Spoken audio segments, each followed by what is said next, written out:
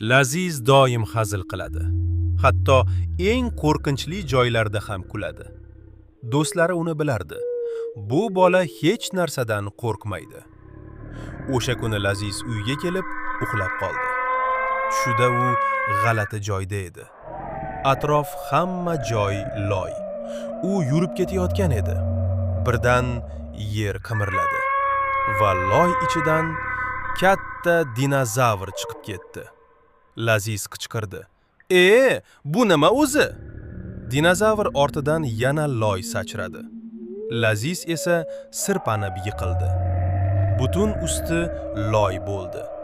U turmoqchi bo'ldi. Yana yiqildi. Bo'ldi, endi tushni ham normal qilsa bo'lmaydimi? dedi. Shu payt u uyg'onib ketdi. Nafasi tez. Xona jim. Tush ekan, dedi kulib. Lekin qo'li loy edi. U qotib qoldi. Shu payt do'stlari bilan yana video ko'rayotgandi. Do'stlari qo'rqdi. Laziz esa yana kuldi. Bular nima? Qo'rqinch emas-ku. Keyin hazillashdi. Agar rostdan ham kimdir bo'lsa, chiqsin ko'raylik. Shu payt chiroq miltilladi. Do'stlari, bo'ldi, qilma endi. Laziz yana kuldi. Chiqsin dedim-ku. Va birdan eshik chir qilib ochildi.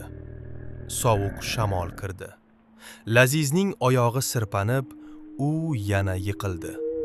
Bu safar Pol loy edi. U qo'liga qaradi. Yana o'sha loy. Xuddi tushdagidek. Telefoniga xabar keldi. Chaqirding? Keldim. Do'stlari yugurib chiqib ketdi. Laziz yolg'iz qoldi. U asta kulib dedi. Mayli, prankdir bu. Lekin ortidan xuddi o'zining ovozida kulgi eshitildi. Mayli, prankdir.